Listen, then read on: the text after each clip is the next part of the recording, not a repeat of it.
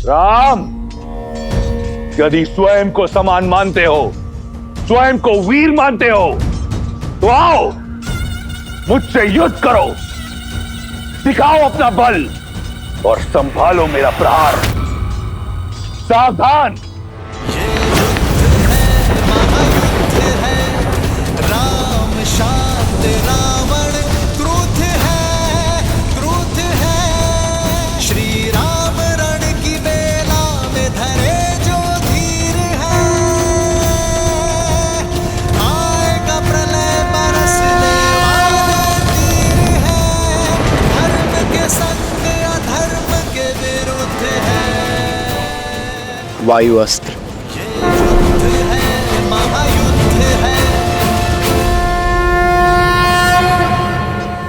क्षमा करना नारायण।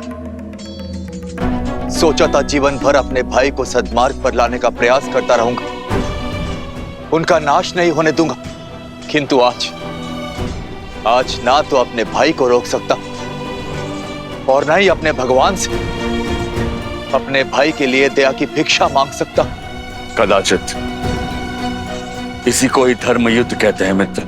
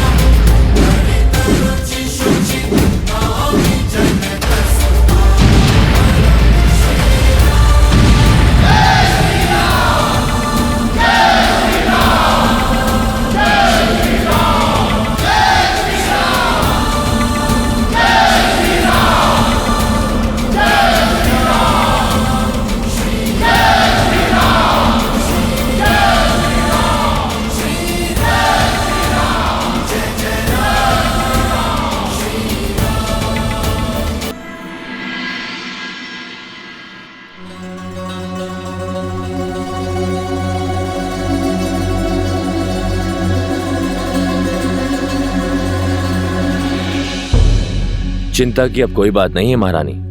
युवराज के स्वास्थ्य में बहुत सुधार आ रहा है और वो शीघ्र ही स्वस्थ हो जाएंगे।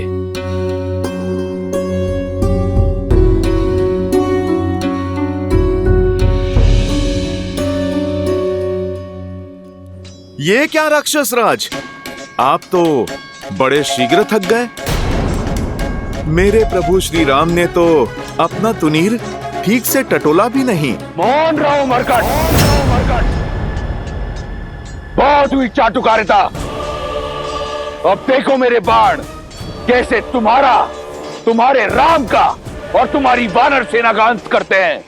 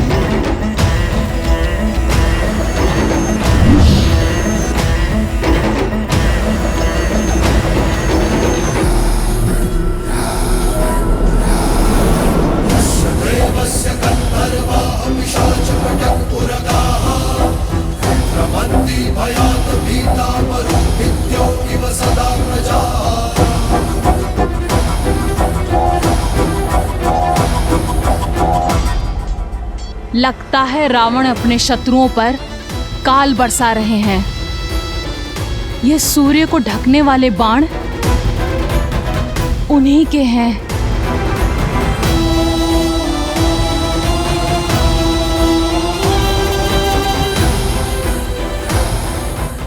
ये अंधकार लंकेश के बाणों का नहीं, उनके अहंकार का है, जो शीघ्र ही लंका को घेर लेगा। मेघों को भ्रम होता है कि उन्होंने सूर्य का मार्ग रोक दिया, पर ऐसा होता नहीं है त्रिजटा। सूर्यवंशी श्री राम के तेज के आगे रावण के अहंकार को घुटने टेकने ही होंगे।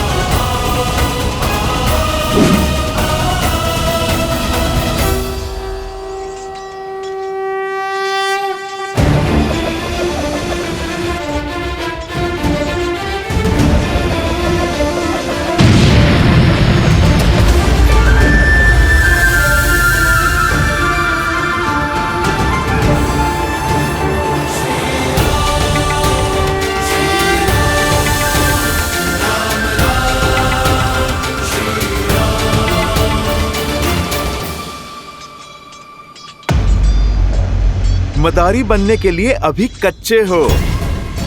तुम तो अपनी माया को कुछ क्षण तक भी नहीं टिका पाए।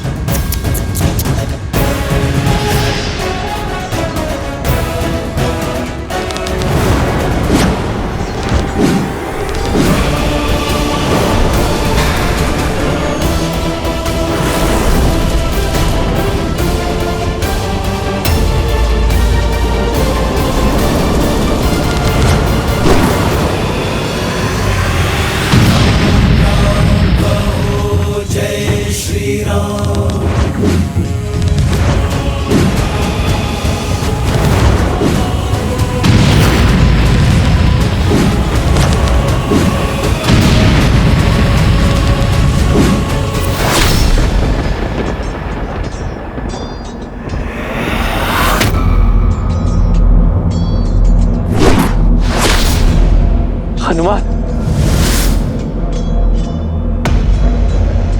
प्रभु आप विचलित ना हो। आपका रथ नहीं डगमगाएगा।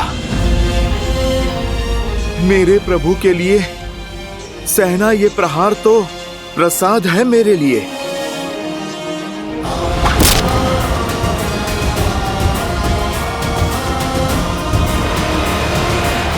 सावधान दशानन! निहत्थे पर प्रहार करके ही क्या 10 लोगों का राज पाया है तुमने? ये तुम्हारी भूल है राम। ये युद्ध भूमि है राम, जहां पर प्रहार कहीं से भी हो सकता है। योद्धा को शत्रु के प्रहार के लिए सज्ज होना चाहिए और परास्त होने के लिए भी। पीड़ा का आभास तो अब तुम्हें होगा लंकेश। मैं दशरथ नंदन रघुवंशी वशिष्ठ और विश्वामित्र का शिष्य राम अपनी सेना के साथ काल बनकर टूटूंगा। तुम्हारा और तुम्हारे सभी अधर्मी पुत्रों का, तुम्हारे मित्रों और तुम्हारे समस्त कुल का सर्वनाश करूंगा।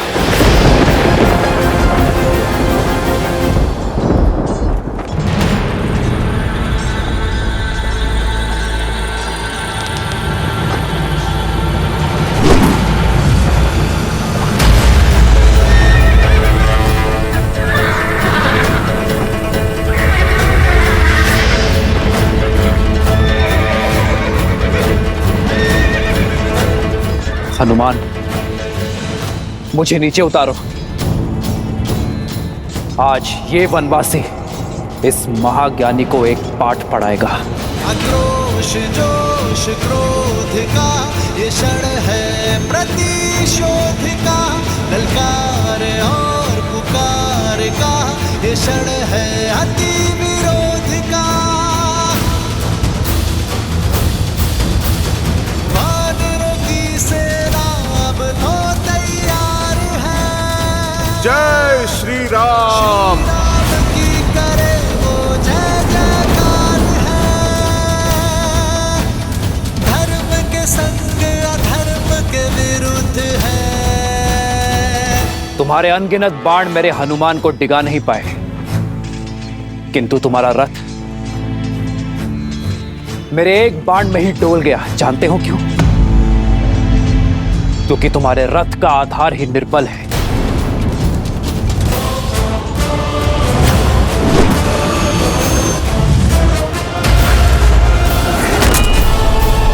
जानते हो एक राजा का रथ क्या सिखाता है? एक राजा के रथ का आधार होता है धर्म, और धर्म के रथ के पहिए शौर्य और धैर्य का प्रतीक होते हैं। किंतु तुम जैसे निहत्थे पर वार करने वाले पापी को न शौर्य सहारा देता है और न ही धैर्य।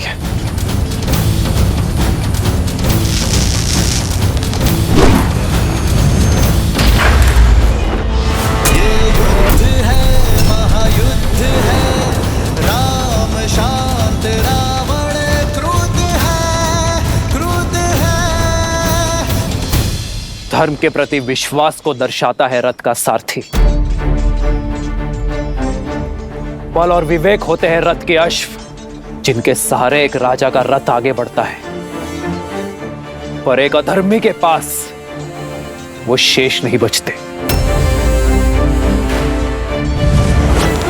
श्री राम,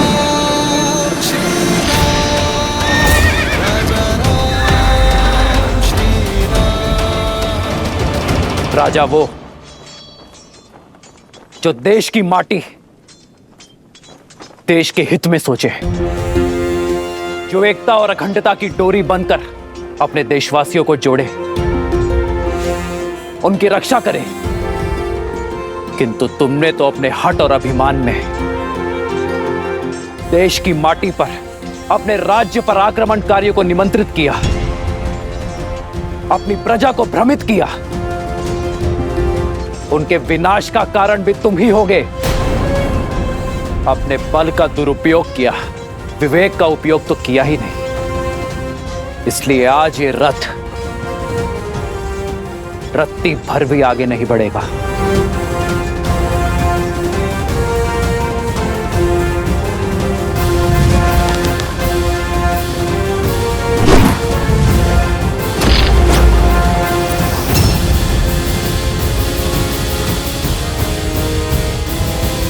रथ की पताका सत्य का प्रतीक होती है। वो सत्य जिसे जानकर भी तुम अपने अभिमान में स्वीकारना नहीं चाहते, और एक अभिमानी के साथ सत्य नहीं रहता।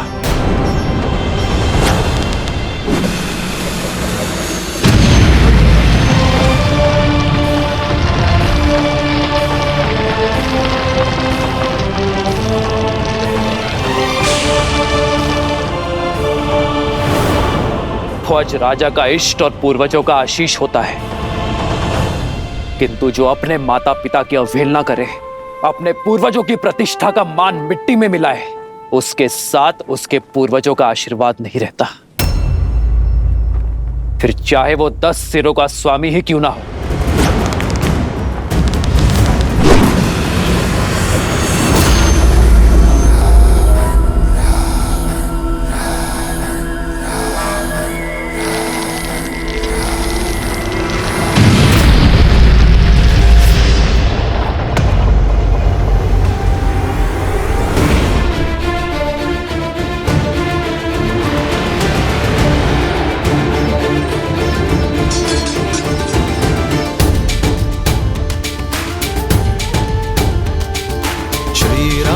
चंद्र कृपालु भजु मन हरण भव भय दारुणम।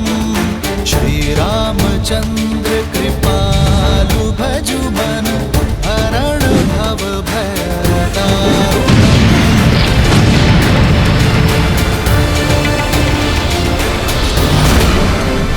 श्री राम श्री राम श्री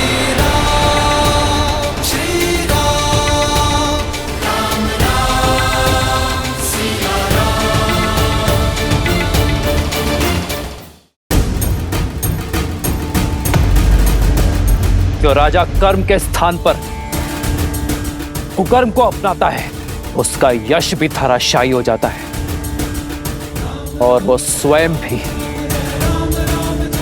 धरातल पर आ गिरता है। लंकेश, तुमने पूछा था ना कि प्रभु श्री राम अपनी पत्नी को कैसे पाएंगे। अब आशा है कि तुम्हारी हर एक शंका मिट गई होगी। तुमने हर उत्तर पा लिया होगा। उत्तर तो मैं दूंगा, जिसका प्रति उत्तर ना तुम दे पाओगे और ना तुम्हारा राम। चंद्रहास,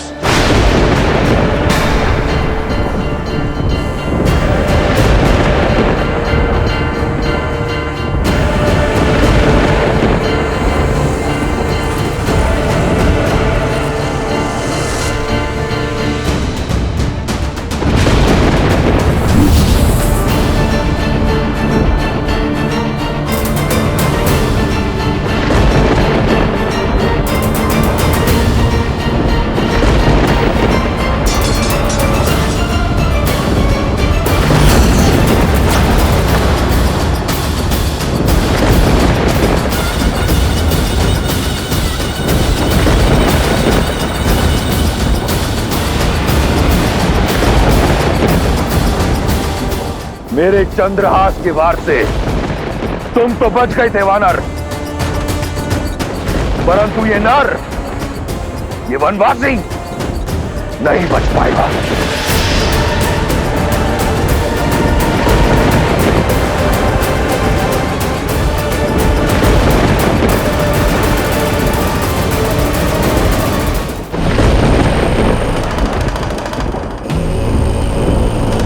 प्रभु श्री राम भी हनुमान की ही भांति महादेव के दिए इस अस्त्र के आदर में शस्त्र नहीं उठाएंगे। पर दशानन भैया, प्रभु श्री राम पर चंद्रहास संधान करने से चूकेंगे नहीं।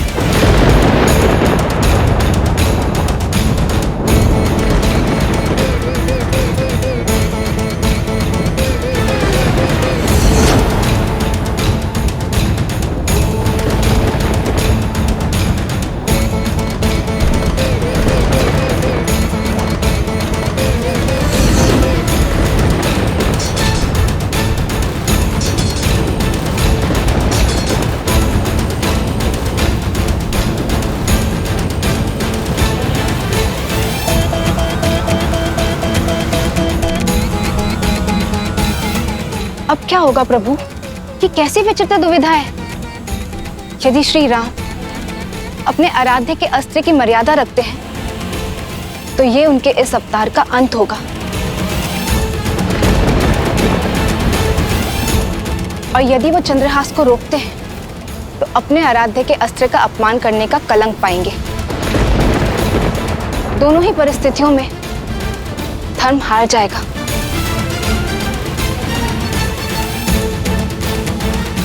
आपका चिंतित होना स्वाभाविक है देवी, किंतु आपकी इस चिंता का निवारण केवल प्रभु श्री राम ही कर सकते हैं, क्योंकि यदि चयन सरल होता तो वो श्री राम का नहीं होता।